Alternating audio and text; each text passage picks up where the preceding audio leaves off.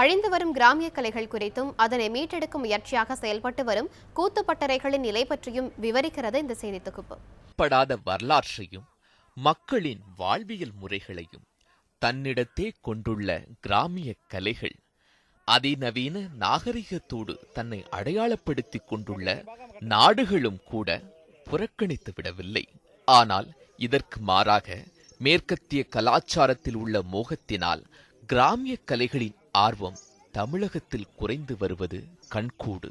அதற்கும் ஒருபடி மேலே போய் இந்த நாட்டுப்புற கலைகள் அடியோடு புதைந்து விடுமோ என அஞ்ச வேண்டி உள்ளது.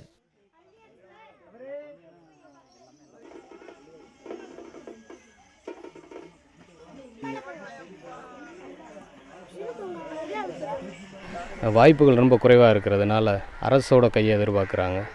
மற்றவர்களும் நல்ல நிலையில் இருக்கிறவங்க கல்வி நிறுவனம் குறிப்பாக கல்வியில் கிராமிய கலையை கொண்டு வந்தால் நடனம், பாட்டு அந்தந்த பகுதிக்குன்னு சிறப்பான கிராமிய கலைகள் இருக்குது. இப்போ அந்த பகுதிகளில் உள்ள கல்வி நிலையங்கள் அதை தத்தெடுத்துக்கிட்டு அவங்க அதை வளர்க்க உதவி செய்யும்போது அந்த கலைகள் இன்னும் அதிகமாக வளர வாய்ப்பாக இருக்குது. கரகாட்டம், ஒயிலாட்டம், சிலம்பாட்டம், கோலாட்டம், காவடி ஆட்டம், கும்மி, வில்லுப்பாட்டு, தெருக்கூத்து, பொய்க்கால் குதிரையாட்டம் போன்றவை தற்போது ஒரு சில இடங்களில் நடைபெற்று வந்தாலும் ஆலியாட்டம், இலாவணி, பாவைக்கூத்து, கனியான் ஆட்டம், வர்மம், களரி, தேவராட்டம், சக்கையாட்டம், மயிலாட்டம், உரியடி விளையாட்டு, தப்பாட்டம், உக்கடிப்பாட்டு, கைச்சிலம்பாட்டம், குறவன் குரத்தியாட்டம், துடும்பாட்டம், புலி ஆட்டம் என பல வகை கிராமிய கலைகளை இந்த தலைமுறை கேள்விப்பட்டிருப்பார்களா என்பது கேள்விக்குறியே.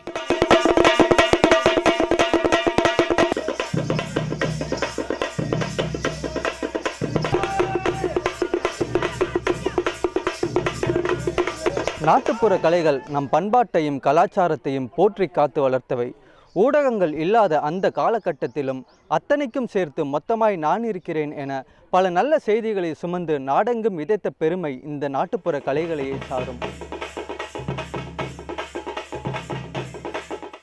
சாமானிய மக்களின் வாழ்க்கையை பிரதிபலிக்கும் கண்ணாடியாக உள்ள கிராமிய கலைகள் தற்போது வேகமாக அழிந்து வரும் சூழ்நிலையில் இங்கொன்றும் அங்கொன்றுமாய் அக்கலையை மீட்டெடுக்கும் பெரும் முயற்சியில் ஒரு சிலரே ஈடுபட்டுள்ளனர்.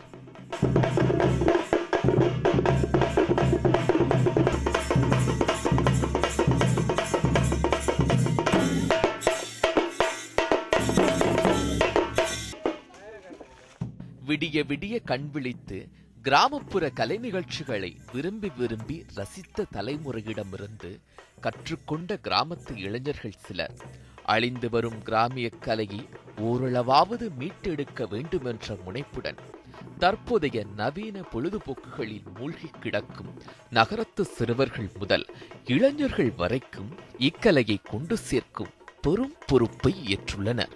அவ்வாறாக மதுரையை சேர்ந்த சுந்தரபாண்டி என்ற இளைஞர் அழிந்து வரும் இக்கலைகளை ஆயுள் காலம் முழுவதும் இலவசமாக மாணவர்களுக்கு சொல்லிக் கொடுத்து கொண்டிருப்பதாக கூறுகிறார்.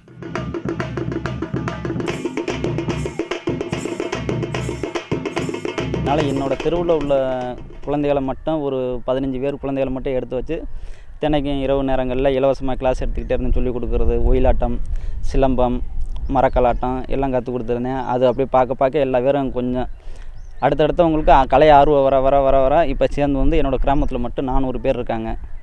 400 குழந்தைகளுக்குமே யாருக்குமே பீஸுன்றது யாருக்கும் வாங்குறதில்ல. 11 ரூபாயும் வெத்தலை பாக்கு சூடம் இது மட்டும் அவங்க கொடுத்தா போதும். அவங்க ஆயுள் காலம் முழுக்க இலவசமாகவே நாங்கள் கலையை கற்றுக் கொடுத்துக்கிட்டு இருக்கேன்.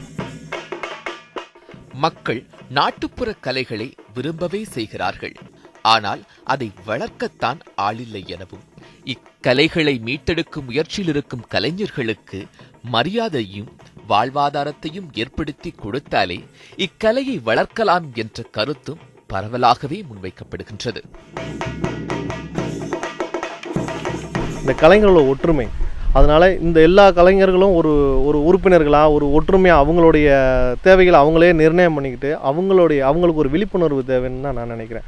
அந்த விழிப்புணர்வை கொடுத்து இந்த கலைகளை அடுத்த ஜென்ரேஷனுக்கு கொண்டு போய் இந்த அரசாங்கத்தோட உதவினாலையும் நம்ம தமிழ் மக்களுடைய நம்ம மண், நம்மளுடைய பாரம்பரியம், நம்மளோட கலை அப்படின்னு இந்த கலைக்கு தமிழ் மக்களுடைய ஆதரவு இருந்துச்சுன்னா இந்த கலையை அழிய விடாமல் ஓரளவுக்கு நம்ம பாதுகாக்கலாம்.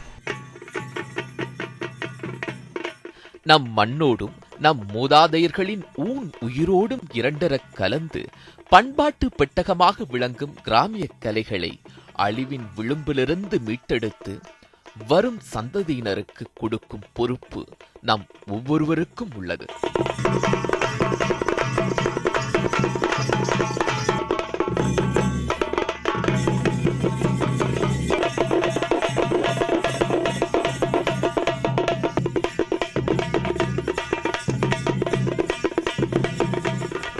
நம் மொழி, நம் மரபு, நம் பண்பாடு என தனித்து எடுத்துக்காட்ட பெருமிதம் கொள்ள என்ன சேர்த்து வைத்திருக்கிறோம் என எண்ணுகையில் இந்த கிராமிய கலைகளை நம் கண்முன் தோன்றுகின்றன. நமது கலையும் பண்பாடும் நிலைத்து நிற்க வேண்டுமானால் இந்த கிராமிய கலைகள் உயிர் வாழ்வது அவசியம். ஒளிப்பதிவாளர் சுப்பிரமணியனுடன் வினோத், நியூஸ் 7 தமிழ், மதுரை.